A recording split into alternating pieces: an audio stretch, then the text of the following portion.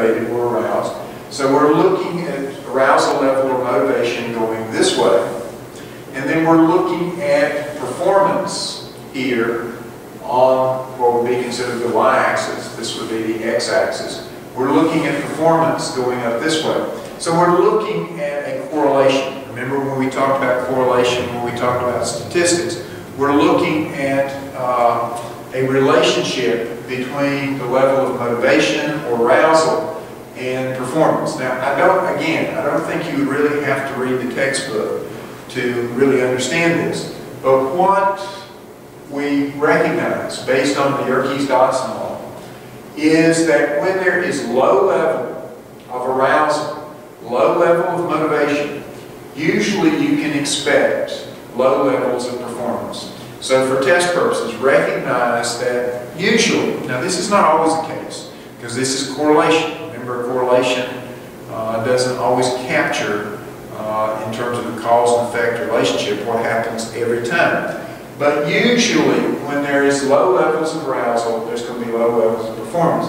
Now, to illustrate this, just take a sports situation.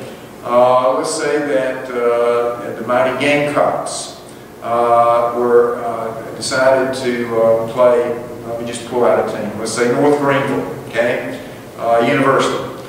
Now, probably they would not be very motivated, in their practices and so on and so forth. They would probably sort of take North Greenville, I think they're the Crusaders, for granted. Now, ironically, what might happen is that at first, the mighty Gamecocks might not be very good. The coach might have to give them a little pep talk because their level of arousal would be so low that their performance would be low. Now, what we find is that as the level of arousal increases, that performance tends to increase. This is why a little bit of anxiety in performance situations is not bad, because it sort of increases the level of arousal, increases the level of motivation. For instance, back to the sports team. If the coach, really gives the team a pep talk, sort of chews them out, what's he trying to do? Sort of raise their level of motivation, raise their level of arousal, and if he or she is successful, then we would expect the level of arousal to increase. Now, here's what I'd also like for you to capture for test purposes. Once you get to what's referred to as the optimal level, and this is sort of a mid-level of arousal. Once you get to the optimal level, performance continues to go up until you get to this optimal level, which is sort of a mid-level of arousal or motivation. Performance goes up. But look what begins to happen here.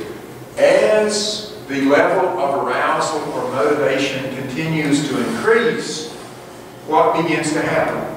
The performance tends to go down. And probably we referred to the other day that many of you are going to be asked to take a speech class. And so what happens many times to students in a speech class, they're so highly aroused, they're so highly motivated to do well on the speech that they are not here at the optimal level, they're all the way over here, and what happens to performance? They don't perform very well. Same thing happens to sports teams. Many times sports teams can be so highly motivated, so highly aroused to do well, that their performance is bad because they have gone too far. They are actually over here. So this is why we call it the inverted U. Low arousal, we expect low performance. As the level of arousal goes up, performance goes up until it reaches the optimal level. And then if arousal, which we're plotting this way, continues to go up, then performance tends to go down. Now, why is this the basis of sports psychology? Because athletes, in order to perform at their maximum level of performance, have to achieve that optimal level of arousal or motivation. If they're under-aroused, and some of you can identify with this, certainly I can. If you're not very motivated, you're just too laid back, you're not going to perform very well. If you are too aroused, too excited, too motivated, you're probably not going to perform very well. So you have to find a way to get yourself in that sort of mid-range area that we refer to as the optimal level of arousal.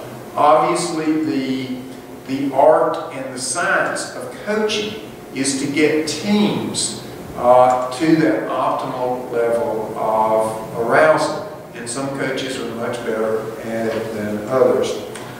Okay, let's look at the last question we're going to cover for test purposes. And it's a very important question.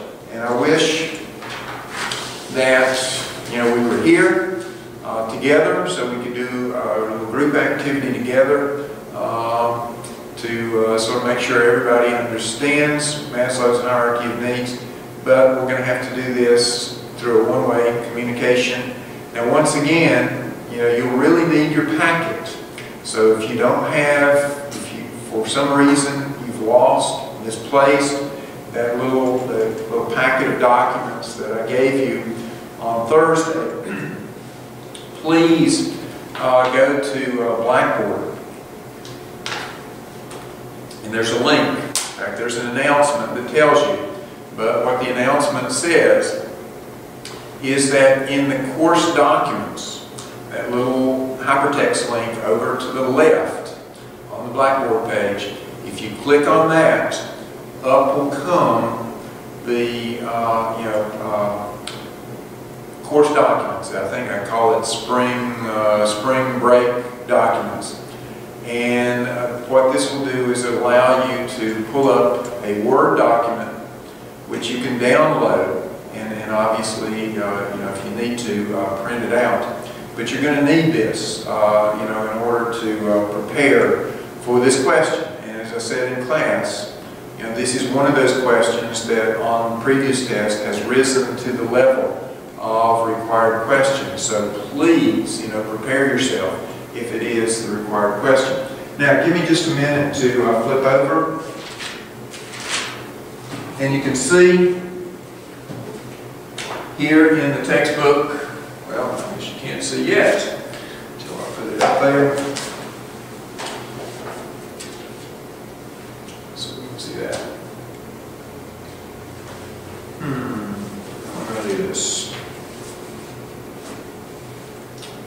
Let's see what I can do here. Okay, here we go.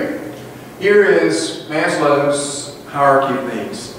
Abraham Maslow was a psychologist who was interested in levels of motivation, and he came up with what's called a hierarchy that has been used over the years to sort of explain why people sort of are motivated to satisfy their needs at certain levels, and it's called Maslow's hierarchy of needs. So for test purposes, what I'd like for you to be able to do is to be able to describe what we mean by each one of these levels of needs in Maslow's hierarchy, and also to be able to let me know that you understand the theory. Now, first of all, and you're going to hear me repeat the theory over and over again, but so you won't forget it, let me just sort of tell you right up front. It is a hierarchy. What Maslow meant here by hierarchy of needs is that it's a hierarchy. What I'd like for you to understand, and let me know that you understand for test purposes, is that before a person can move up to the next level on this hierarchy, they have to satisfy the levels before. So obviously the first level, and we're going to talk about what that is, the physiological needs have to be met, reasonably met. We don't always fully fulfill our needs. Before a person becomes aware and starts addressing their safety and security needs. Then before a person starts addressing and being aware of their love and belongingness needs, they would have had to satisfy their physiological needs and safety and security needs. Before moving up to esteem and self-esteem, they would have had to satisfy their physiological needs, their safety and security needs, and love and belongingness needs. So to sort of generalize that, that before a person can move up to the next level on the hierarchy, they have to satisfy those needs down below that particular level. And that's what we refer to as the hierarchy of needs. And that's the theory. So don't forget the theory, that before a person moves up to the next level, they have to have satisfied the levels before. And again, reasonably satisfied, since we don't ever completely satisfy. But if you simply say satisfied, that's fine. Now, the other part, what do we mean by these different levels? Now, I gave you the little handout. You know, you can read about these in the book, and probably you can figure these out. But I gave you this little handout that sort of fleshes out what we mean by these different levels. Now, I've listed these different levels in alphabetical order, but obviously I want you to let me know the order from the lowest level to the highest level. Now, if you want to draw this pyramid and label the pyramid, that's fine, but out beside the pyramid, you would need to describe each one of these levels. You don't have to draw the pyramid, but let me know. Start out with the physiological and go all the way to self-actualization. So put them in the order. If drawing the pyramid helps you to put them in order, that's fine. But remember, you still have to describe each one of the levels, or you can simply list them from the lowest to the highest. The first one is very easy. We've already talked about the first level of need, the physiological needs. These are the needs we have to satisfy for survival. You can see air, food, water, sleep. All those things that we have to have in order to physically, we have to satisfy in order to physically survive. So these are the survival needs. Those needs that we have to satisfy in order to continue our existence. Now, in your little handout, again, it refers to homeostasis. Because as we've referred to before, if homeostasis gets upset too much, then there are dire consequences. Obviously, in terms of physiological needs, if the homeostatic needs balance gets upset too much, then a person dies.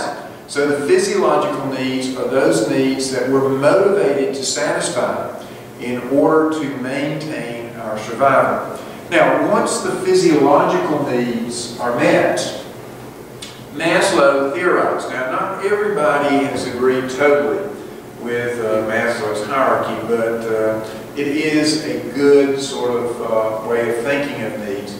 The reason there's been some sort of question about Maslow is that he left out some needs that some people think are very important, like religious needs and so on and so forth. But again, for test purposes, I'd like for you to understand what Maslow refer to. And I think generally it makes sense. There are some ways that you can sort of quibble with Maslow's hierarchy, but generally it makes sense.